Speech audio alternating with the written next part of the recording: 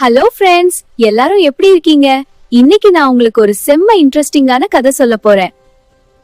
இந்த கதை சும்மா ஏனோ தானோன்னு இருக்காது, ஒரு பெரிய ரகசியத்தை இது சொல்ல போகுது. கதைக்குள்ள போறதுக்கு முன்னாடி ஒரு குட்டி கேள்வி. உங்ககிட்ட யாராவது ஒரு மேஜிக் கண்ணாடி கொடுத்து இதுல உன் எதிர்காலத்தை பார்க்கலாம்னு சொன்னா நீங்க என்ன பண்ணுவீங்க? யோசிச்சுக்கிட்டே இருங்க, இதுல இப்போ கதைக்குள்ள போலாம். யோசிச்சுக்கிட்டே இருங்க, இதுல இப்போ கதைக்குள்ள போலாம். ஒரு அழகான கிராமம். அங்க மிலா அப்படின்னு ஒரு பொண்ணு இருந்தா. அவ பாக்க ரொம்ப சுட்டியா துருதுருன்னு இருப்பா. ஆனா அவளுக்கு ஒரு சின்ன வருத்தம். என்னன்னா, அவ பாக்க ரொம்ப சாதாரணமா இருக்கும். நம்ம கிட்ட எந்த ஒரு ஸ்பெஷலான விஷயமும் இல்லையேன்னு நினைப்பா. ஒரு நாள் மிலா அவங்க பாட்டி வீட்டுக்கு போயிருந்தா. அந்த பாட்டி ஒரு பழைய பெட்டிய திறந்து ஒரு கண்ணாடிய கொடுத்தாங்க. அது பார்க்கவே ரொம்ப பழசா ஒரு மாதிரி மங்கலா இருந்துச்சு. பாட்டி சொன்னாங்க, நிலா, இது சாதாரண கண்ணாடி இல்ல, இது ஒரு மாய கண்ணாடி. இதுல நீ உன்னை பார்த்தா உன் கண்ணுக்கு மட்டும் உன்னோட உண்மையான பலம் என்னன்னு தெரியும் அப்படின்னாங்க. நிலாவுக்கு ஒரே ஆச்சரியம். உடனே அந்த கண்ணாடியை எடுத்துட்டு அவ வீட்டுக்கு ஓடி வந்தா. நிலா கண்ணாடி முன்னாடி நின்னு பாட்டா. முதல்ல ஒண்ணுமே தெரியல.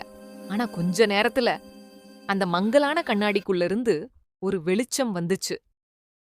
அதுல நிலா எப்படி தெரிஞ்சா தெரியுமா?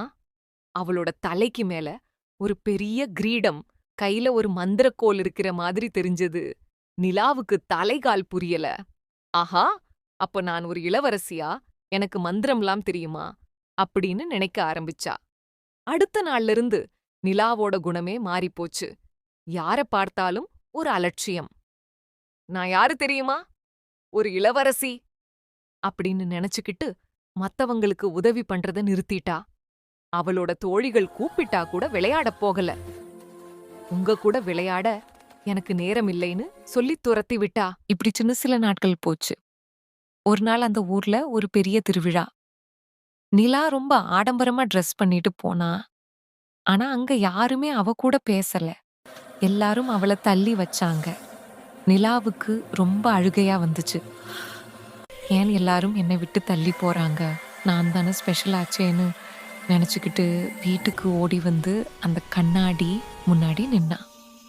இப்போ அந்த பழைய கண்ணாடி அவ முகத்தை காட்டவே இல்லை. அதுக்கு பதிலா ஒரு கருப்பு மேகம் மாதிரி தான் தெரிஞ்சுது. நிலா பயந்து போய் ஓடி போய் அவங்க பாட்டிக்கிட்ட அழுதா. பாட்டி சிரிச்சுக்கிட்டே சொன்னாங்க, நிலா, அந்த மாய கண்ணாடி உன்னோட உருவத்தை காட்டல, உன் மனசை காட்டுச்சு. நீ மத்தவங்களுக்கு உதவி பண்ணும்போது உன் மனசு அழகா இருந்துச்சு.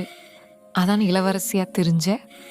இப்போ நீ தலைக்கணத்தோட இருக்கிறதால உன் மனசு இருட்டா தெரியுது அப்படின்னாங்க.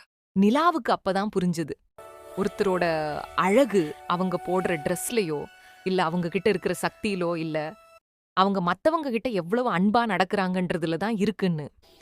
நிலா உடனே ஓடி போய் அவ பிரண்ட்ஸ் எல்லார்கிட்டயும் மன்னிப்பு கேட்டா.